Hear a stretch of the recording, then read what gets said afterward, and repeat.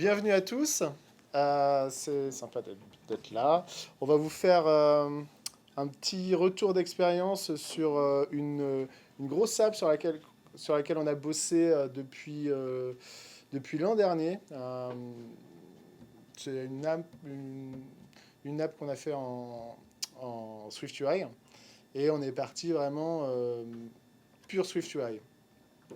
Donc voilà, il y a des choses qui se sont bien passées, d'autres moins bien, donc on va vous faire un retour là-dessus. Voilà, et c'est cool de recommencer les meet-up, quoi. Alors c'est parti, on va vous montrer dans un premier temps le contexte, on va vous expliquer le contexte, l'architecture, et après on va rentrer vraiment dans le côté technique, sur les fondamentaux, les problèmes qu'on a eus. On voit que SwiftUI, enfin, UIKit n'est pas mort. Et puis les breaking change qui nous ont surpris. Et puis on va voir les avantages de SwiftUI, un petit bilan dessus. Voilà. Donc on est chez Ypon. Ypon, c'est une boîte d'ingénierie et de conseil. Je pense qu'il y en a qui sont déjà venus. On a monté ici un pôle mobile l'an dernier, enfin une practice mobile. On s'est fédéré pour faire du mobile. Je ne vais pas m'apesantir sur les chiffres, mais bon, on est une boîte qui est en pleine croissance. Tout va bien. On cherche des collaborateurs si vous savez pas quoi faire. Voilà, donc je suis Vincent, je suis lead tech chez Ypon, lead tech iOS. Mais je fais aussi un peu de Flutter, je touche un petit peu de React. Voilà. Bon, j'ai pas encore touché d'Android, mais bon, je suis obligé un peu de temps en temps. Et puis je suis avec Alexandre aussi. Salut, du coup Alexandre, moi je suis dev iOS depuis un peu plus de 4 ans maintenant, 4-5 ans on va dire. Puis j'ai démarré le projet dont on va vous parler il y a à peu près 7-8 mois. Alors, le contexte, donc c'est pour un gros client en fait, du retail, un peu de luxe, euh, une app avec un fort trafic. On était sur une app vraiment désuète. L'app était vraiment notée, je sais plus combien je sais pas si on l'a mis là, mais 1,2. 1,2. Donc c'était un carnage, hein. C'était pas parce que c'était de l'objectif C, mais parce que vraiment l'archi était toute déglinguée. Enfin, ça marchait pas. Donc on a repris le sujet et on est parti. Alors moi j'avais fait une formation avec John Sundell, là, les formations à Paris, comment ça s'appelle, Delicious Insight ou je sais plus. Et j'avais discuté avec lui à la fin pour savoir si c'était vraiment prêt pour la production, si ça valait le coup, parce que je me tâtais à partir là-dessus.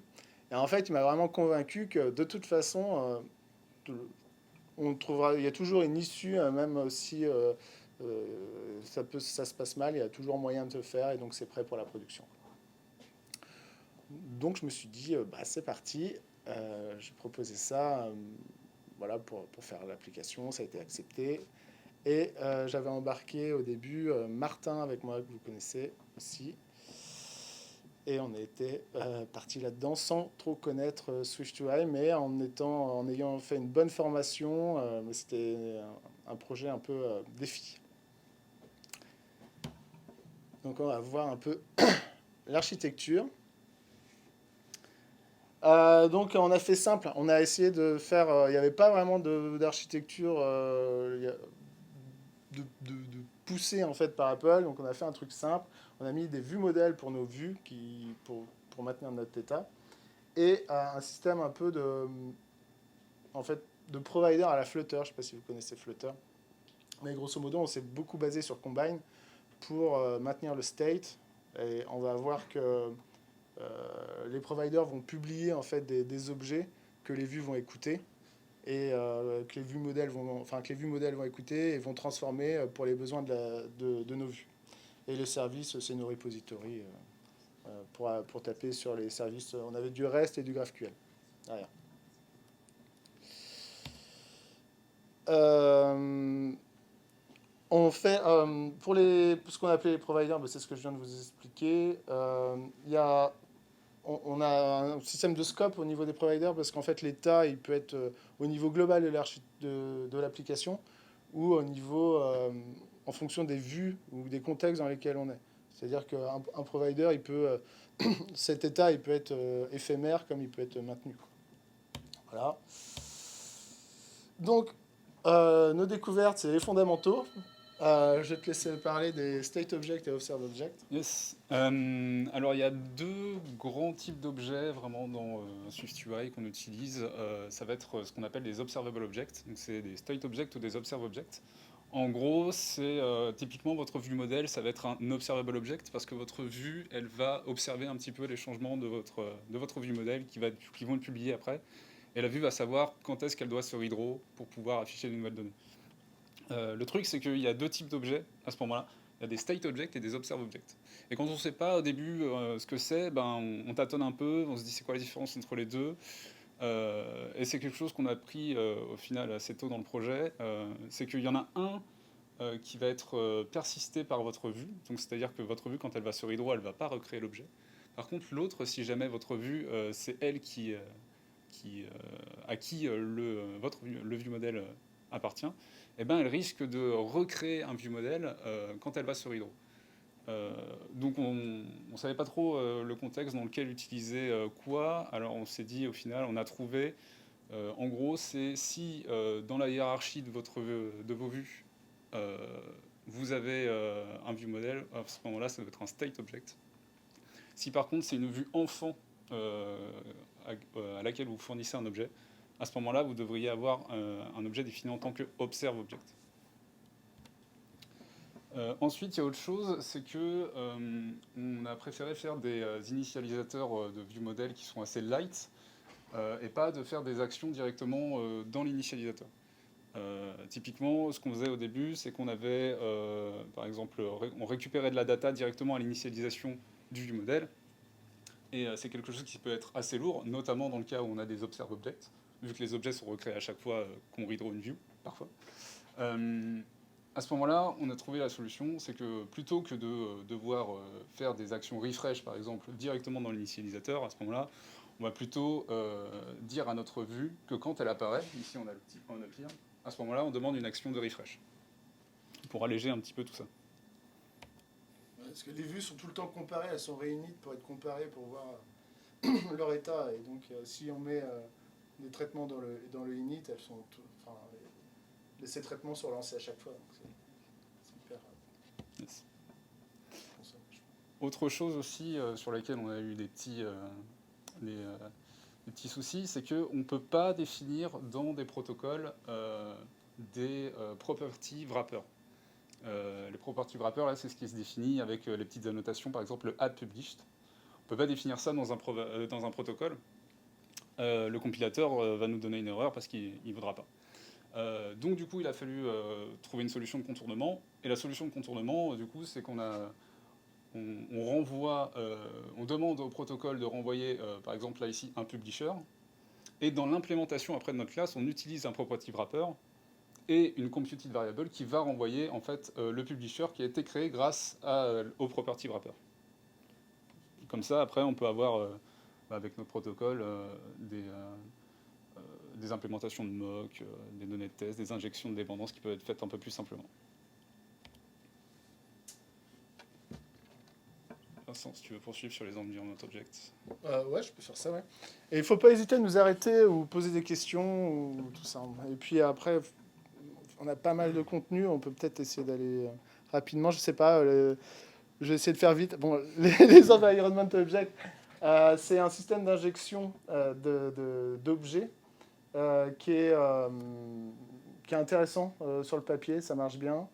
On a été confronté à pas mal de problèmes. En fait, dans les premières versions d'iOS 14, on avait ces environment objects qui ne passaient pas dans, par exemple, ça s'appelle le full screen cover, par exemple. Dès qu'on présentait quelque chose, l'environment object était dans notre arborescence, normalement, qui était injecté dans notre arborescence et qu'on pouvait récupérer à n'importe quel moment dans l'arborescence de vue.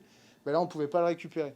Donc, ça nous a amené des bugs un peu bizarres. Donc, le traitement qu'on a fait, c'est simple, hein, c'est qu'on récupérait on récupérait l'environment object dans la vue parente avant de créer le nouveau, la présentation, en fait, le full screen cover, et on le réinjectait à ce moment-là. Donc c'était des petits trucs, hein, voilà, des petites choses auxquelles on a été confrontés. Mais sinon, c'est très pratique. Ça, c'est corrigé en iOS 15, c'est ça? Ça a été corrigé dans des versions mineures. Ah, ok. Il y a pas mal de choses, donc on va voir après, qui ont été corrigées dans des versions mineures, et enfin, d'une version à l'autre, ben, ça changeait, quoi. Aussi, le problème des environment objects, c'est qu'on voulait s'en servir, on s'est dit, ouais, c'est super, on peut injecter, grâce aux environment objects, ben, on va s'en servir voilà, de système d'injection de dépendance. Et le problème, c'est que voilà, on a voulu faire sans lib et compagnie. Moi, je voulais vraiment partir sur un truc full SwiftUI, et en fait, on a un peu déchanté, parce qu'en fait, l'environment object est obligé d'être un observable object. Et pour ça, on est obligé, comment ça s'appelle, des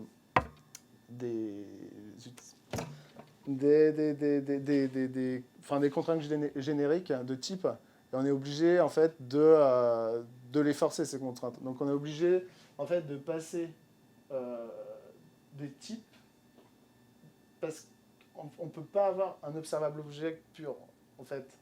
Il est obligé d'avoir un type associé, c'est ça, associative type.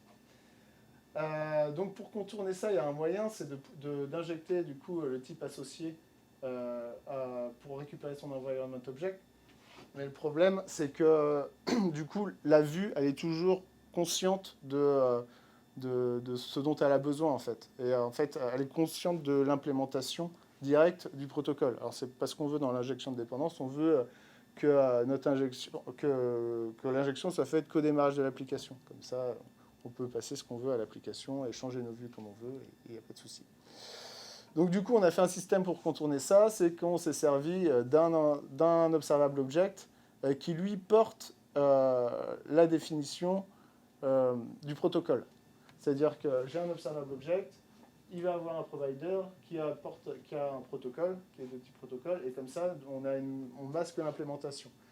Et après, on peut les récupérer facilement dans nos vues, et l'implémentation est masquée. Ça fait un peu boilerplate par-dessus, mais ça marche.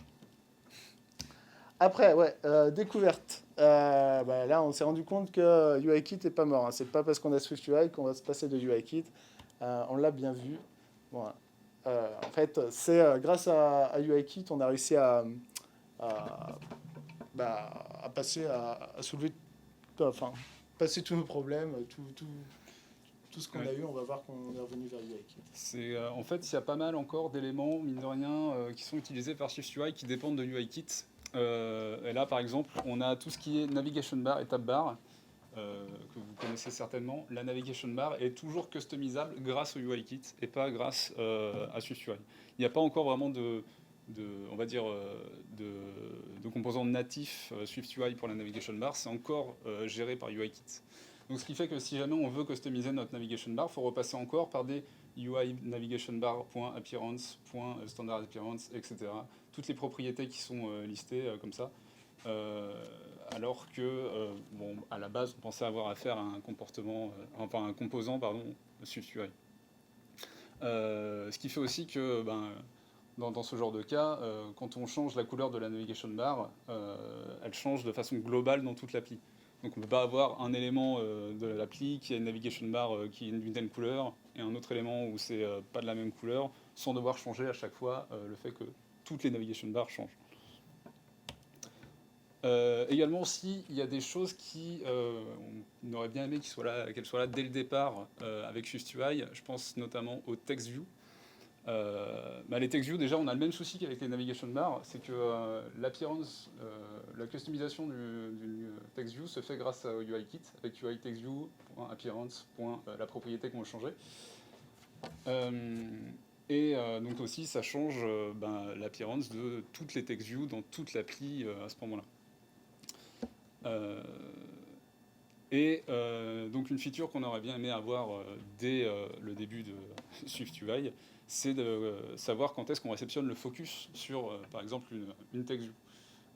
En fait, ça a été fixé avec iOS 15, mais c'est pas disponible pour iOS 14. Donc si vous utilisez une TextView sur une application iOS 14, il faut faire quand même un petit workaround pour essayer de réceptionner le focus comme vous voulez, alors que c'est géré directement maintenant sur iOS 15. Mais ouais, ça passe, enfin, si on fait un wrapper autour d'un text field UIKit, on règle le problème.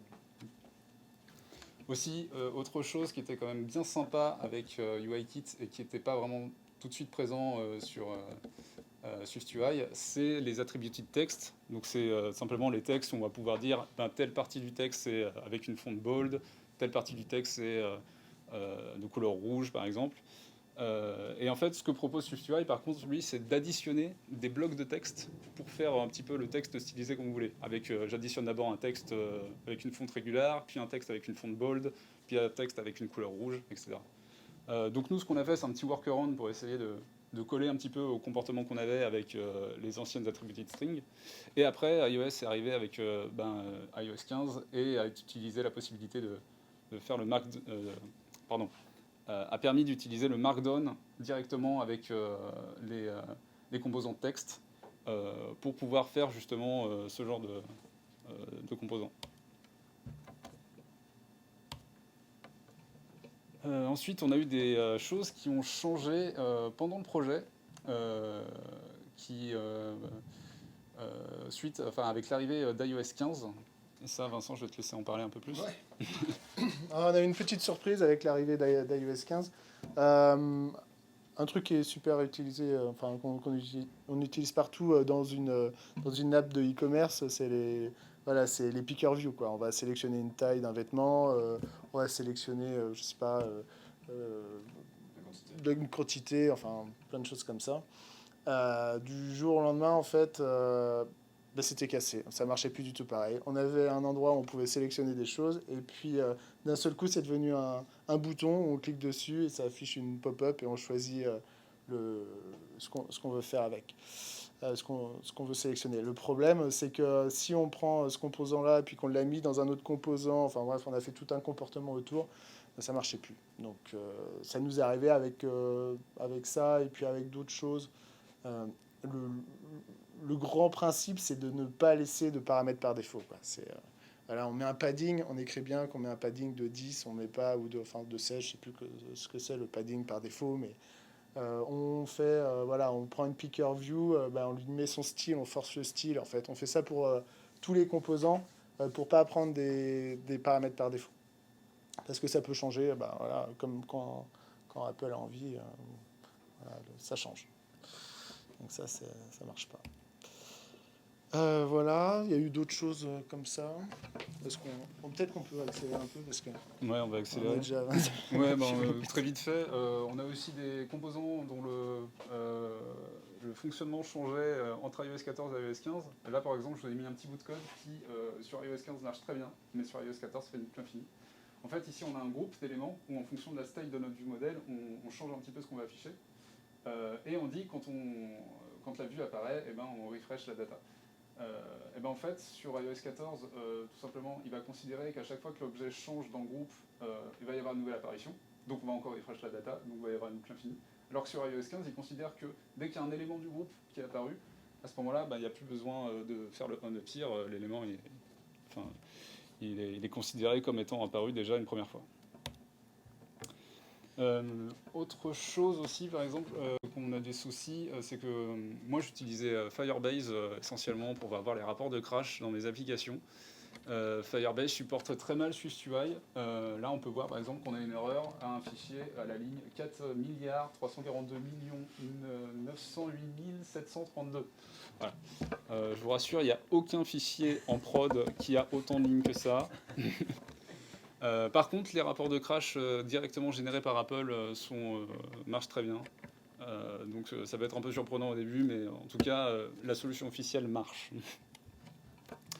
Autre chose aussi, moi par exemple, que j'aimais bien utiliser dans mes autres applis, avant d'arriver sur une appli SwiftUI, c'est la debug view. C'est-à-dire que quand vous arrivez, quand vous lancez une appli sur le simulateur, vous pouvez lancer le mode debug view pour avoir un petit peu la hiérarchie de votre app, un petit peu à quoi elle ressemble en ce moment. Donc normalement, il dit, là, vous êtes dans tel view controller, et puis là, c'est telle vue, et puis là, c'est tel élément, ça a tel frame, tel size, etc. Avec SwiftUI, en fait, là où avant, on avait vraiment le nom de nos composants qui était affiché, avec vraiment ligne par ligne, on savait très bien ce qu'il y avait. Avec SwiftUI, on a juste une liste de zip stack, vertical stack, overlay, edge border. On ne sait pas trop ce qui se passe. Personnellement, avant, moi, j'aimais bien me repérer, savoir où j'étais dans l'appli grâce à la debug view. Avec SwiftUI, c'est plus possible maintenant. C'est toujours le cas. En tout cas, j'ai pas réessayé depuis, je t'avoue, parce que j'ai essayé une fois et du coup j'ai fait, ça sert plus à rien.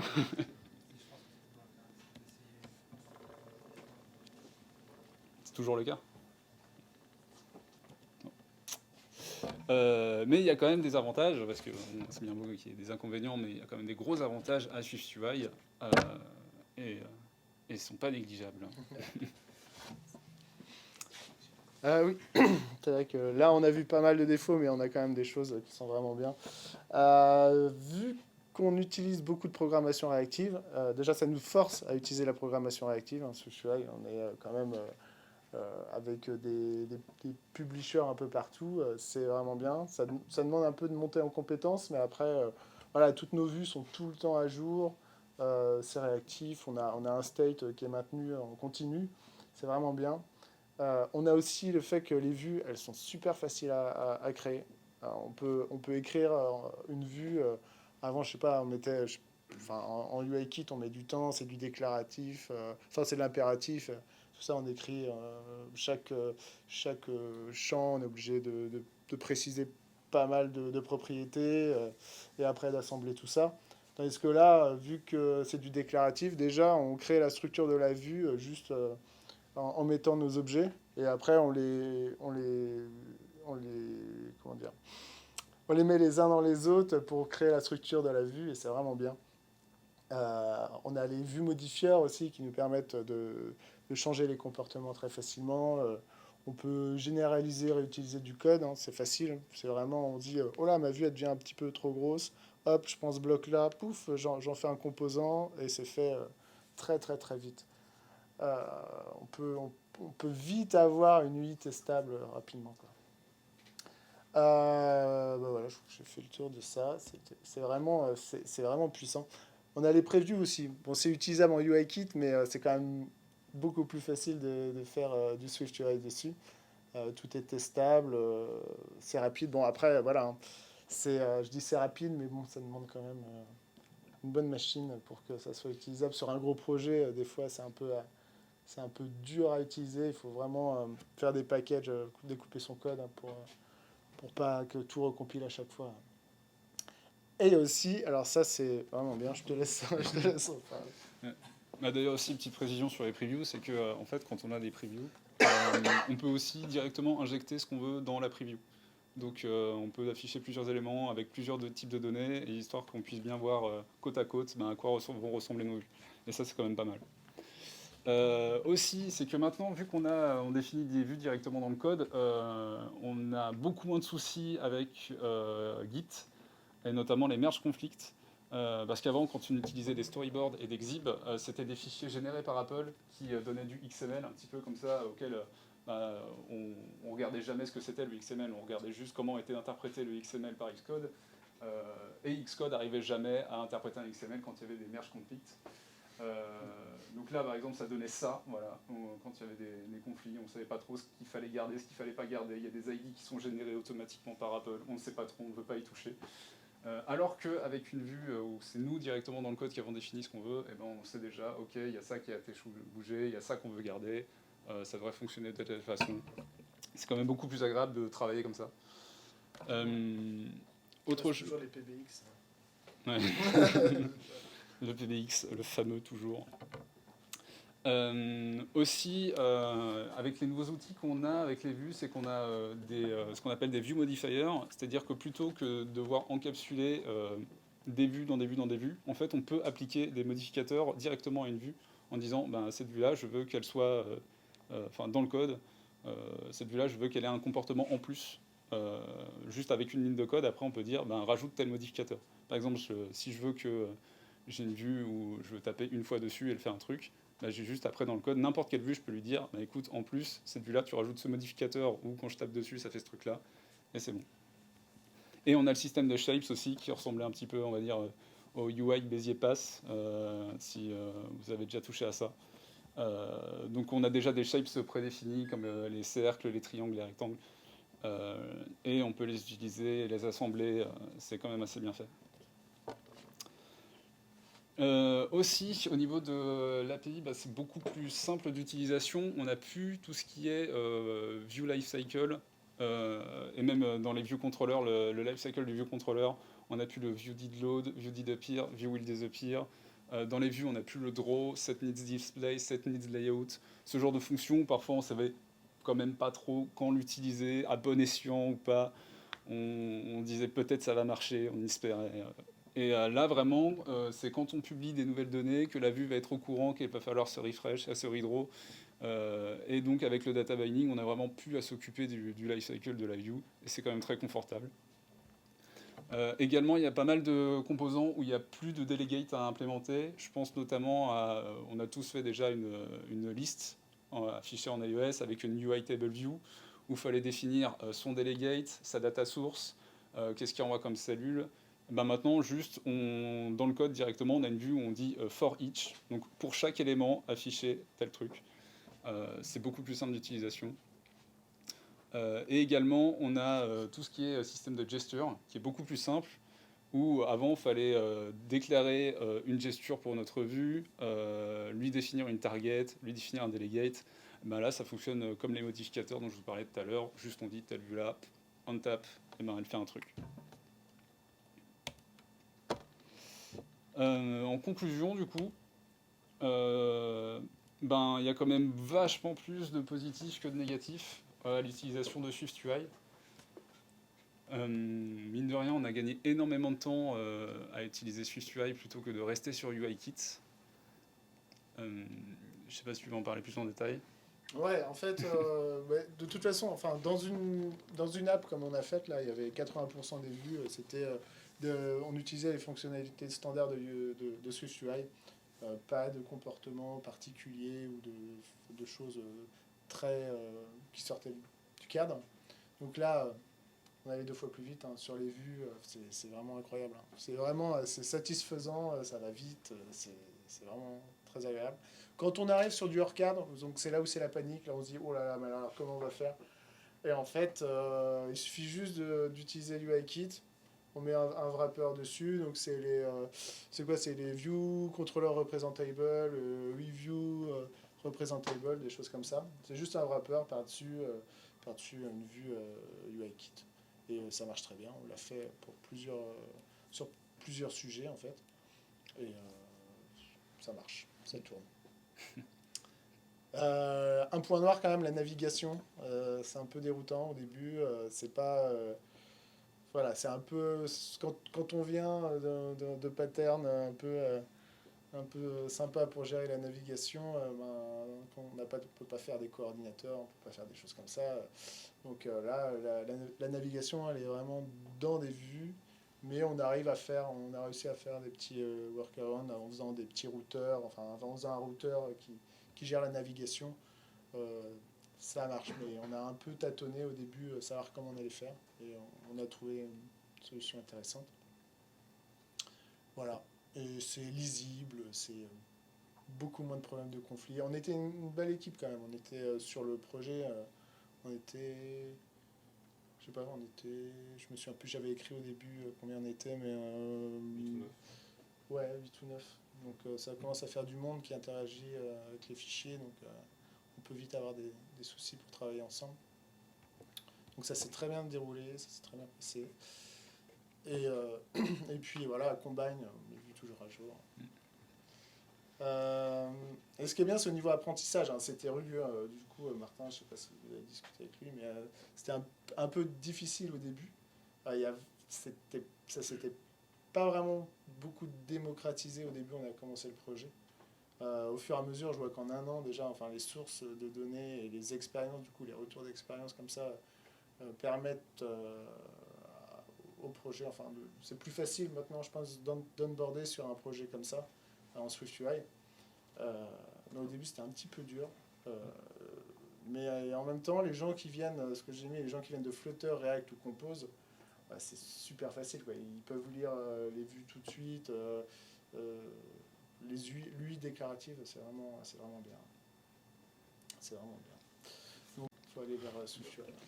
Et moi, j'étais arrivé une fois que le projet était quand même bien établi, donc mine de rien, tout ce qui était workaround, tout ça, ça avait déjà été fait en amont, donc j'ai pas eu trop de soucis avec ça. mais moi qui venais déjà de UIKit, au final, j'étais assez content d'utiliser SwiftUI, déjà de découvrir ce que c'était, et puis même maintenant, aujourd'hui, je suis content de poursuivre en SwiftUI. Je me vois assez mal retourner sur UIKit, mine de rien, quand je vois tout ce que peut apporter SwiftUI, d'autant plus qu'en plus, ce sera le framework UI qui sera comment on dit supporté officiellement par Apple. Voilà. Pour finir, du coup, on a pu livrer une application. Vous avez pu surtout livrer une application dans l'aspect du pairing. Un time to market qui était restreint quand même. On a réussi à refaire toute l'application. C'était en 5 mois, je crois. Et voilà, on avait vraiment tout refait de A à Z. Et on est passé d'une note de 1,2 à maintenant 4,6.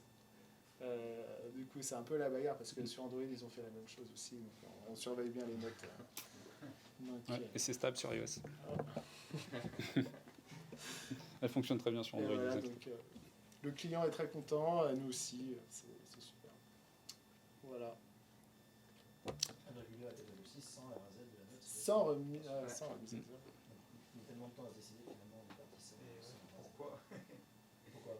Pourquoi ne pas avoir resetté Mais parce qu'ils ont pris 3 mois pour prendre la décision. Il fallait qu'on fasse le start. Donc, on a dit oui, non. La note commençait déjà à progresser. Ouais. Déjà à 3,8, 3,9. Ouais, sur Apple, c'était. Autant sur Android, ça a mis du temps à remonter, ça a mis 3 mois. Sur iOS, c'était en 1 mois déjà, ça avait pris. Ouais, je dis 3 points et demi. Ouais, ça monte assez. On sent qu'il y a des gens qui achètent souvent pour ce projet-là. Il y a des gens qui ont de l'argent. Chut, on dira rien. Du coup, merci beaucoup de nous avoir écoutés. Ah, on a été plus loin.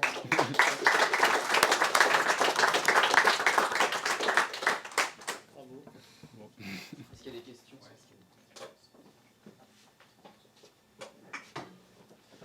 On va faire Flutter ou SwiftUI?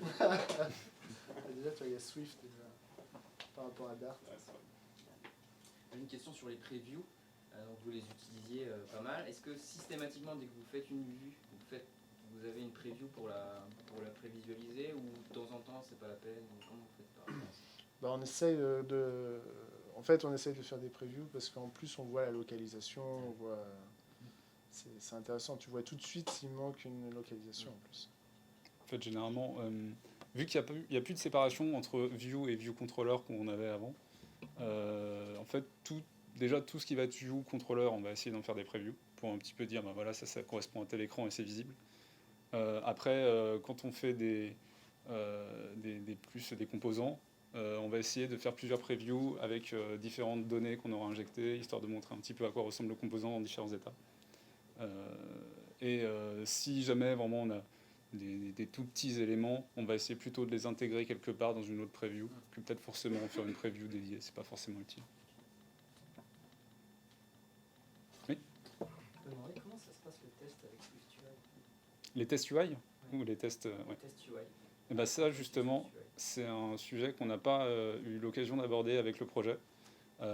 Et c'est vrai que parce qu'à la base, on utilise aussi les options d'accessibilité pour faire des tests UI. Il y a toujours des options d'accessibilité qui sont là, mais on se posait aussi la question de savoir, vu qu'on avait vu aussi par exemple la debug view où il n'y avait plus vraiment d'éléments qui s'affichaient qu'on voulait, savoir comment ça allait marcher. Aussi, on ne peut plus accéder aux propriétés de nos vues comme ça. C'est-à-dire qu'avant, par exemple, on avait une text view, on voulait accéder au texte, on faisait le textView.text. Et là, on ne peut plus accéder à notre vue en faisant mavue.text. On est obligé forcément de passer par du data binding, que notre view model porte un petit peu le texte de la text view, et qu'après on teste vraiment ce que contient le view model. Alors, grosso modo, les tests, là, nous, qu'on faisait, on s'arrêtait au view model. On ne descendait pas du tout dans la vue. On n'a que des TU. Voilà, sur... Il y avait une autre question. En termes d'animation, parce que dans UIKit, il y a pas mal de trucs d'animation. Et du coup, sur SwiftUI, est-ce qu'il y a de quoi faire des trucs sans trop d'efforts, faire des animations sans trop d'efforts? Alors moi j'ai pas bossé avec les animations plus que ça, juste les animations de transition classiques, mais pas de trucs poussés. Toi t'as peut-être...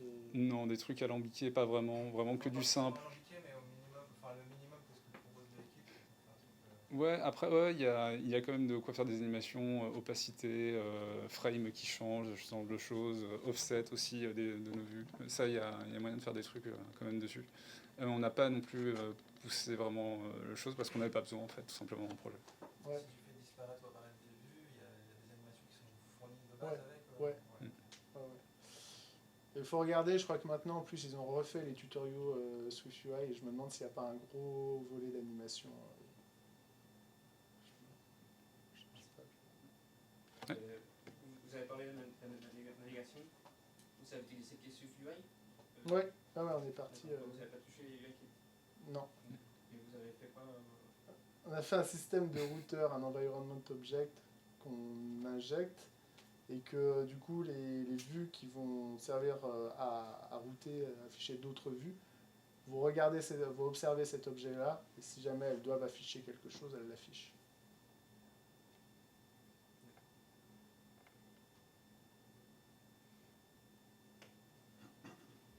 Vous avez des stats sur les. Apple communique des stats sur la création des nouveaux projets, proportion, l'équipe, versus ce que tu as. Je sais On pas de sait à peu près l'adhésion côté dev.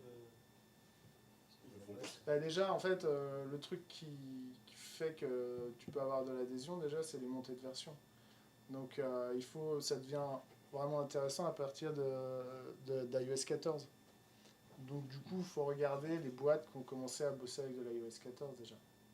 Ouais, parce que cette proportion-là, on ne sait pas qui a commencé à basculer sur ce Ouais, je sais pas. J'ai pas pas de Ils font pas stats. comme sur Android, genre les top 1000 du store, pas des stats comme ça. Genre sur Android, ils font régulièrement les top 1000 du store, genre qui utilisent. Je sais pas, vous avez peut-être l'info. Je crois qu'ils n'ont rien communiqué là-dessus. Ouais. Peut-être que les chiffres doivent pas être encore assez bons. C'est pas les parts de marché d'iOS 14. Quoi. Ouais. Et en termes de verbosité, enfin, nombre de lignes dans votre classe, dans vos classes. En fait, là, il y avait le lien vers un article qu'on a fait là. Ouais. Et j'ai pris une liste, si tu veux. Tu vois, c'est pas une to-do list, c'est une liste de séries que j'ai fait. Et j'ai fait en UIKit et en SwiftUI. Il n'y a pas photo. Enfin, je veux dire, c'est Edlord, je sais plus, c'est écrit quelque part, je sais plus combien c'est, mais on peut voir le code, on peut voir la verbosité. Et déjà, tu trimbales un Xib ou un storyboard déjà. Ouais, on laisse de côté. Tandis que en fait, tu trimbales pas ça déjà. Donc si tu comptes, si vraiment tu comptes le nombre de lignes. On le laisse de côté. Ça. Ouais. Mais sur le code pur, du coup, sur un projet simple, j'imagine c'est évident. Dès qu'on passe sur des choses complexes, j'imagine ça fait une classe qui devient très très. Mais du coup, tu l'éclates. Du coup, c'est hyper facile d'extraire des morceaux de ta vue.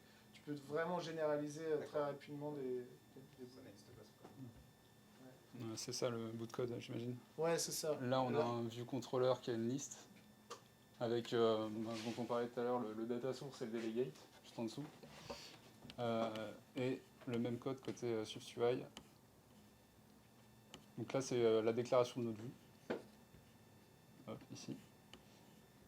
Et voilà, plutôt que d'avoir un delegate dans le view controller, on a directement un for each où on affiche ici, ça c'est notre cellule. Et après, on fait les actions directement dedans. Et Xcode permet de refacto rapidement pour créer un composant, je sélectionne, je refacto. Mollo. Xcode et refacto déjà.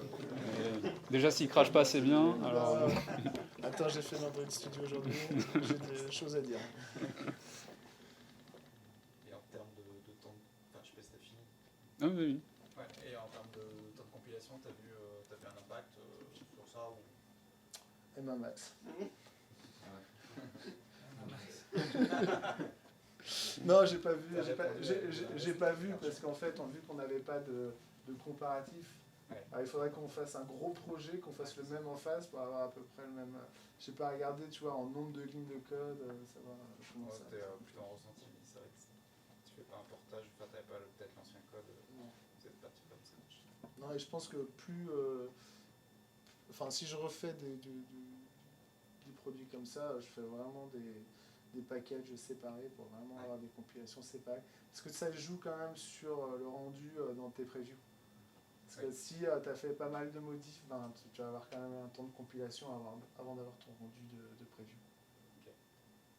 Mais, Et vous avez utilisé Core Data ou Non. autre chose Non, non. pour persister? On n'a pas de persistance en fait dans le projet. Donc on n'a pas eu ce souci. Vous avez pris quoi pour les favoris? C'est dans les préférences? ouais, Les favoris? ouais, c'est Ouais. préférence. Oui, et puis le keychain pour le token.